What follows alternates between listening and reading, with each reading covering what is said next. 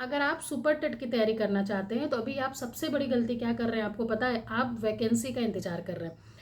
Vacancy अभी आई नहीं है, लेकिन सिलेबस और नोटिफिकेशन प्रिपरेशन के इतने कंटेंट आ चुके हैं, इतने कोर्सेज आ चुके हैं कि हम और आप सब लोग कंफ्यूज हैं कि क्या खरीदें क्या नहीं खरीदें और कहाँ से प्रिपरेशन शुरू करें। लेकिन अगर आप बिगनर हैं, आप अभी तक आपने इस तरह की कोई पढ़ाई नहीं की है, तो मैं आपको आज जेन्युइन तरीका बताती हूँ, बिना किसी बड़े कोर्स को, बिना किसी कोर्स को खरीदे, कि आप अपनी तैयारी आज से अभी से कैसे शुरू करें।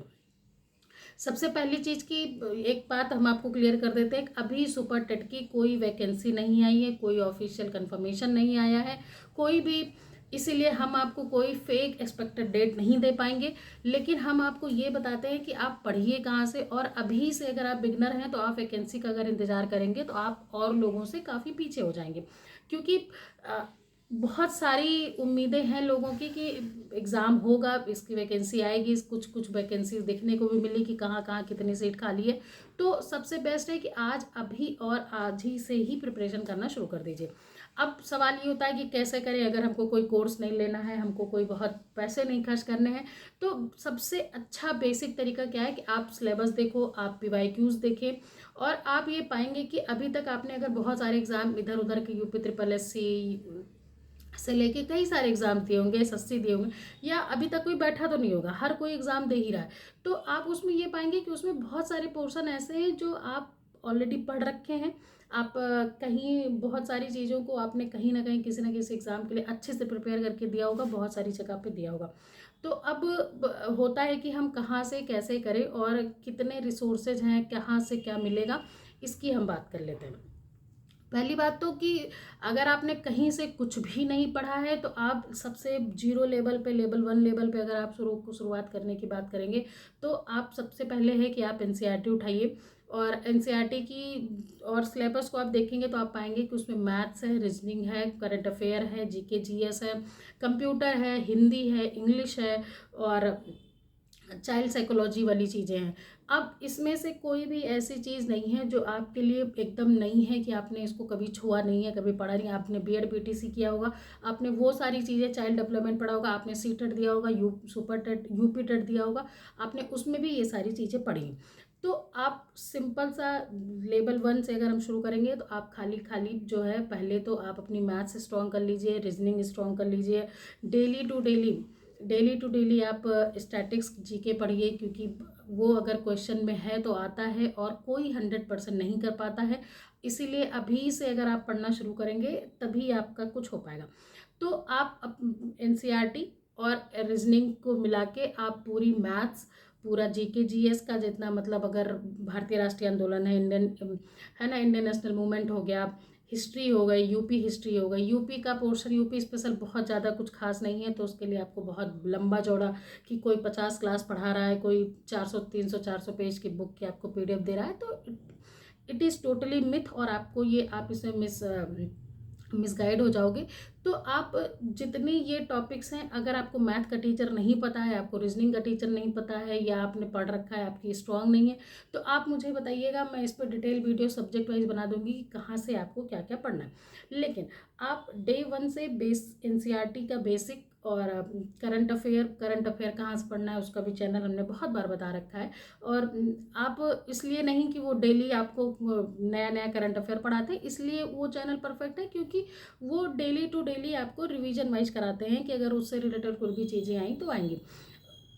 तो ये हो गया, आप मैथ्स, रीजनिंग, GK का स्टैटिक्स पोर्शन, और कंप्यूटर बेसिक कंप्यूटर है, आपने बहुत सारे एग्जाम में अगर दिया होगा तो आपको आइडिया है, नहीं दिया है तो हमारे टेलीग्राम पे कई सारे कंप्यूटर के छोटे छोटे PDF पड़े हैं, आप उनमें से डाउनलोड कर लीजिए और वहाँ से पढ़ना शुरू कीजिए।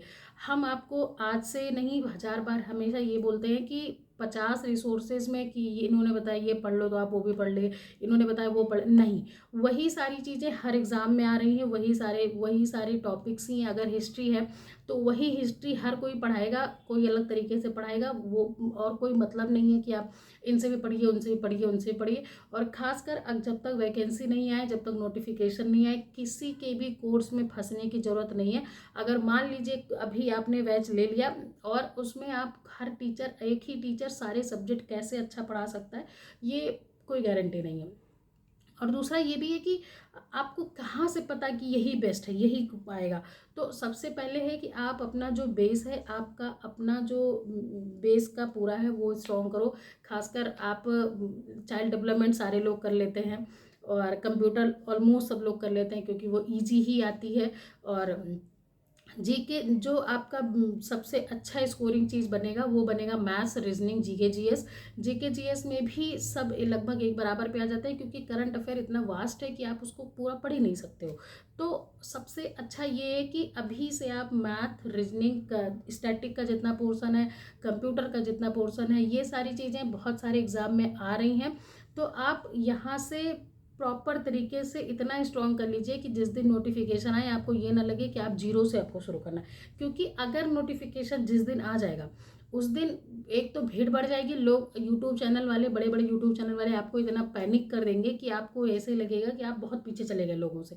लेकिन ऐसा कुछ नहीं है, सब उसी बेस पे हैं। और कोई अभी जिसके पास कोई एग्ज़ाम नहीं है आगे अभी 2-3 महीने में, वही इसको बहुत मतलब सुपर टेट के नाम पे पढ़ रहा है। अदरवाइज सबका यही एक प्लान है कि हम बाकी चीज़ें तो पढ़ ही रहे हैं, जब नोटिफिकेशन आएगा तो हम देखते हैं। अब कुछ लोगों का ये रहता है कि हमारा जैसे कंप्यूटर ऑपरेटर है, हमारा एएसआई है, तो हम क्या उसको छोड़ दें, क्योंकि इतना हाइप यूट्यूब पे बना है कि लोगों को लग रहा है कि ये मैं तो अगर इसको छोड़ दूंगा तो मेरा तो कुछ होगा ही नहीं। और ये अभी कल ही वैकेंसी आ गई है, पेपर का एग्ज़ाम डेट आ गया, क्योंकि वो हाइप बनाएंगे, क्योंकि उनको अपना कोर्स बेचना है, उनको अपना चैनल चलाना है। आप क्यों इतना पैनिक करते हो भाई? आपको थोड़ी ना उनको चैनल चलवाने की जिम्मेदारी है। आप अपना पढ़िए, शांति से अपने घर पे पढ़े। हर चैनल पे अगर हर थंबनेल पे आप यहीं क्लिक करेंगे तो आप पढ़ेंगे कब? ठीक है, तो कोई मतलब नहीं है इधर उधर घूमने का। जिनका एएसआई है, जिनका कंप्यूटर ऑपरेटर है, कल भी मैंने किसी एक लोग से बात की थी टेलीग्राम पे, मेरा सबसे बोलना यही है कि आप अगर एएसआई का पेपर दे रहे हो तो आप जीके जीएस पढ़ रहे हैं, आप हिंदी पढ़ रहे हैं, आप कंप्यूटर पढ़ रहे हैं, आप मैथ्स और रीजनिंग भी पढ़ रहे हैं, आप 5 सब्जेक्ट ऑलमोस्ट तो यही पढ़ लिए। ठीक है, और ये पांचों सब्जेक्ट उसमें कॉमन है। ऐसा तो है नहीं कि आप ये यहाँ पढ़ा तो वहाँ कुछ खराब हो गया।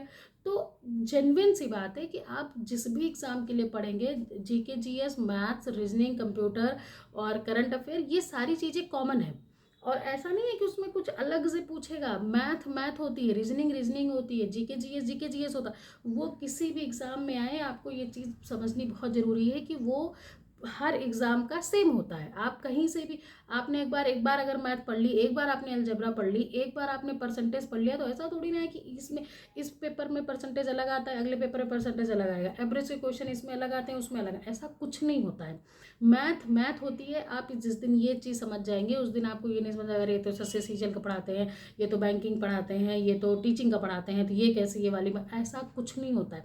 बैंकिंग और एसएससी में सिर्फ इतना ही फर्क है कि बैंकिंग के क्वेश्चन थोड़े इजी और स्पीड वाले आते हैं, एसएससी के क्वेश्चन सॉल्विंग आते हैं और इजी वो भी हो जाते हैं, स्पीड मैटर करते। तो आप मैथ को अलग मत करो, आप सारा सब कुछ है। तो अगर आपका कोई एग्जाम लगा है और जिसका डेट आ गई है, जिसका मंथ अनाउंस हो गया है, तो आप उसी को ही प्रॉपर तरीके से पढ़ो। क्योंकि उसके बाद आपने, और अगर आप जिस दिन आप वो पेपर अच्छे से दे देंगे जान लगा के कि भाई ठीक है हमको इसमें अपना 100% देना है, उसके बाद आपके पास 3-4 सब्जेक्ट ही बचते हैं। 3-4 सब्जेक्ट ऐसा भी नहीं है कि आपने कभी पढ़ा ही नहीं। आपने बीएड किया है, बीटीसी किया है और यूपी टेट सीटेट दिया है, तो ये सब तो आपने पढ़ रखे हैं, कुछ नया है उसमें नहीं है। तो क्यों आपको जैसे ही कोई कोर्स आता है आपको भाग के पहले कोर्स लेना होता है, अरे पहले कोर्स ले लो नहीं तो हमारा छोटे।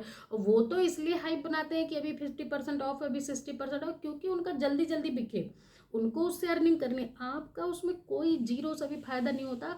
और कितने ऐसे लोग हैं, लाखों कोर्स बिकते हैं, क्यों लाखों लोगों का सिलेक्शन नहीं होता? क्योंकि लोग हाइप में ले तो लेते हैं लेकिन उसको पढ़ते ही नहीं है।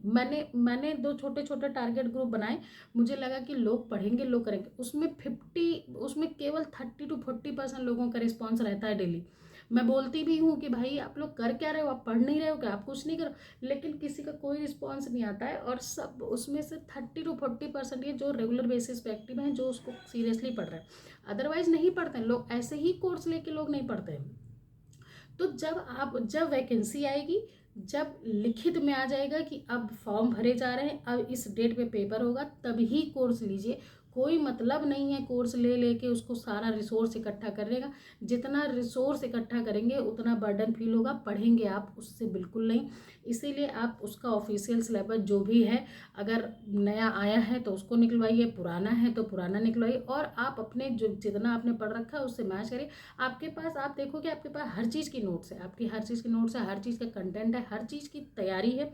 बस एक नया एग्ज़ाम का नाम देने से ये नहीं होता है कि अब इसमें कुछ आपको बहुत एक्स्ट्रा चीज़ें इन्वॉल्व हो जाएंगी, क्योंकि आप आपने सब पढ़ रखे हैं। आप उसको उठाइए, बेसिक से शुरू करिए। सबसे पहले मैथ्स, रीजनिंग, ये सारी चीज़ें एकदम से बढ़िया कर लीजिए। कंप्यूटर, क्योंकि सिलेबस आए जाए, दुनिया इधर उधर हो जाए, उसका कुछ बदलने वाला नहीं है, उसका कॉन्सेप्ट बदलने वाला नहीं है। जो जनरेशन आप इतने साल से पढ़ रहे हो कंप्यूटर की, वही जनरेशन आप हर एग्जाम में पढ़ते हो। इनपुट आउटपुट डिवाइस, प्रिंटर, ये सब वही है। ठीक है, तो सबसे अच्छा है कि आप जीरो से शुरू करो, एनसीईआरटी से पढ़ो। जो टॉपिक नहीं आ रहे हैं उसको आप कमेंट करो, हम उसको बता देंगे आप कहाँ से पढ़ो। अगर आपको चाहिए कि हम सब्जेक्ट वाइज बता दें तो हम वो भी बता देंगे। लेकिन आप ऐसा नहीं है कि ये बता दिए उनका भी सुन लो, वो बता दिए, किसी एक का डिसाइड करो, आप अपना डिसाइड करो, उसके बाद उसी से ही पढ़ो। एक रिसोर्स मल्टीपल टाइम्स पढ़ेंगे ज़्यादा एफर्ट दिखेगा, मल्टीपल रिसोर्स एक टाइम पढ़ेंगे आपके दिमाग में कुछ नहीं जाएगा। ये बात आप आराम से समझ जाइए, क्योंकि कोई मतलब नहीं है, सबका सबका सुनेंगे और आप करेंगे नहीं। इसीलिए हर कोई कोर्स लॉन्च कर देगा और आपको लगेगा कि इनका भी ले लो, इनका भी नहीं लेना है। जब तक कुछ आ नहीं जाता कुछ मत लीजिए, शांति से अपना जो अपने रिसोर्सेज हैं कोर्स निकालिए, प्रिंट आउट निकालिए, उसमें टिक करिए, उसको डेली टू डेली पढ़िए। जो अगर कोई पेपर दे रहे हैं तो उससे मैच कर लीजिए, क्या क्या कॉमन है उस पर, उसको भी ध्यान से पढ़िए। यही इतना प्रोसेस अभी फॉलो करना है जब तक कुछ रिटर्न नहीं आ जाता है। उसके पहले आप इसके ट्रैप में मत फंसिए। यूट्यूब पे हजारों वीडियो मिलेंगे, आप एक देखोगे, एल्गोरिथम का सीन है, आपको 50 ऐसे वीडियो मिलेंगे कि यहाँ से पढ़ लो, यहाँ से पढ़ लो, यहाँ से पढ़ लो, लेकिन कोई मतलब नहीं है। आपका जो अपना रिसोर्स है आप उसी को फॉलो करिए, उसी को बेस्ट करने की कोशिश करिए। जब वैकेंसी आएगी तब हम डेली टू डेली हम उसको भी पढ़ने की कोशिश करेंगे, लेकिन अभी हम भी नहीं पढ़ रहे हैं, क्योंकि हम क्यों पढ़े, हमारा अगला एग्जाम है, हमारा एएसआई का एग्जाम है, हमारे में जो कॉमन है हम उसको पढ़ तो रही है, तो वो कहीं खराब तो जा नहीं रहा है। जब आएगा तो हम पढ़ेंगे। इसीलिए कोई मतलब नहीं, अभी जितना आपके पास रिसोर्स अवेलेबल है उससे मैच करके उसी को एकदम से उसको पॉलिश कर लीजिए कि जब वैकेंसी आएगी तो ये 3-4 सब्जेक्ट तो मुझे कोई टेंशन ही नहीं लेना है ना।